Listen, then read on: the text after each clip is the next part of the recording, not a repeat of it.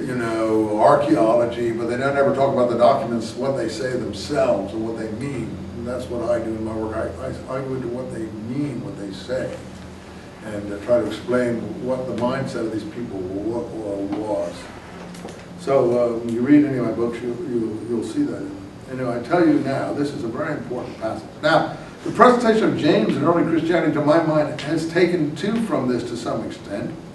Because in the early Christian presentation of James, they say he only wears linen. Here, line 17. Once they enter the gate, they're only to wear linen. No wool. That's how the descriptions of James are in early Christian texts. No wool. He wore no wool. Also, the Essenes didn't wear any wool, only linen. So they're picking up on this. And the priests in the temple only wore linen too, I have to say that. Because linen is vegetable, wool is killing animals. And they are not to shave their heads, but they're to let their hair grow long. I wish I could show you the Paul passage where he says, cut your hair, you know, people who don't cut their hair are uncivilized or something like that. I cut my hair, so I have no axe in this to grind, only to show you that he's not following these passages. Anyway, they can cut the hair. Let's see. This is wrong here, how this is translated. They're not to cut their hair, but I think they're allowed to pull some hair out. I think that's what it's saying. But in the descriptions of James, no razor ever came to his head, it says in the descriptions of James. I think it's based on this here. It says in verse 20, they shall keep their hair well trimmed. That's mistranslation. That's mistranslation. Yeah, because mine says they must not shave their head. They must not shave. Yeah, shave their head, but they need I said to poll it. That doesn't mean well trimmed. They must not use I'm talking about the description of James in early church literature. No razor ever came to his head. You're just saying they pull it down now. Huh? You're just saying they had to grow it long. And then said they had to grow it long. I'm saying that no razor was to come near their head. But I'm saying you said Paul said to cut it No, short. Paul, it's a difference. I'm trying to show the stuff that he doesn't pay attention to, whether it's totally opposed to this or not. You'd have to look at the Hebrew here to see what exactly is being written here. We can't go on a translation here. But I want to try to say the basic thing is they are neither to shave their heads. I don't think this is what is being said here in the Hebrew, and I think I'd have to get this is a Bible that's not direct in some ways from the Hebrew. Who has a King James? You have a King James? I do. What is which Bible do you have? All right, read me what it says. It says they must not shave their heads or let their hair grow long, but they are to keep the hair of their heads trimmed. It isn't like it. No razor was to come on their head. That was the point, and they weren't to cut their hair. They could pull their hair. That's what is being said here. But they were not to. It isn't what we mean by trimming it, like George Bush or somebody. It's that they weren't to be like wild men, but they weren't to use razor on their hair. That's the point in the James descriptions of it. Yeah. What I heard, well, I heard from another professor. He was Jewish.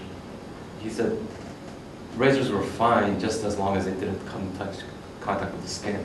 I'm not a rabbi. I don't interpret beyond what Ezekiel said. But the point was, don't use a razor. I'm not saying you should or you shouldn't. All I'm trying to say is that the descriptions of James are presented like this because they're trying to present James as a high priest, as a priest, and that's all I'm trying to say. That in the temple they didn't shave their heads. That's the point. This translation is losing this. But let's go further. No priest is to drink wine. The James thing is no strong drink, no wine. And it says on the day he enters the court, for James is a lifelong Nazarite, no wine, you see. That's how I'm trying to show how much the descriptions of James in early church literature owe to this here. That's all I'm telling you. Nothing more. I'm not trying to interpret it or say you should or shouldn't do it. Anyway. But they are to teach the difference between the sacred and the profane. Book of Acts, Peter learns, I shall not call anything unclean or anything profane. I have learned not to make distinctions between sacred and profane. Total contradiction of this here. They are to teach the people the difference between sacred and profane. Now the scrolls teach the difference between sacred and profane. The Damascus document is totally involved in teaching the difference between sacred and profane. That's its whole thing. And that's why I say, to me, I bring Paul up because Paul, the book of Acts, based on him and so on, is the anti-Dead Sea Scroll approach. And there's a huge struggle going on at that time between the Dead Sea Scroll type of people and the other ones who are abandoning everything. And then the Greek Greco-Hellenistic literature writes it up in what we now have as the New Testament. Fine, I'm not against or for it. It's okay. But you can't use Ezekiel to do it with. That's what I'm trying to say. Because Ezekiel is saying they are to teach the difference between sacred and profane. You can't just come along and say, I don't make any more distinctions between sacred and profane if you're going to use anything from this book. That's what I'm saying. That's all. I'm not saying you shouldn't. I don't keep sacred and profane. I eat hamburgers. I eat lobster. I eat clams. I eat shrimp. I like those foods, you know. But I understand what these people were doing. I know what was in their mind. I'm not, you know, they're entitled to the purity of what they thought, and we should not take advantage of their literature because we don't like it. Anyway, that's all I'm trying to say. Well, anyway, so this is the new temple, the Sabbaths, the new moons, other things that Paul criticized in the letter to the Galatians. They observe the seasons and these beggarly elements, he calls them, and so on. I'm just trying to show that I'm not for or against them. I'm saying that he is against this totally. And I said, fine, then don't use the book. But he does use the book. Romans is full of quotations. But he does it illegitimately. He takes things out of context and he allegorizes all the time.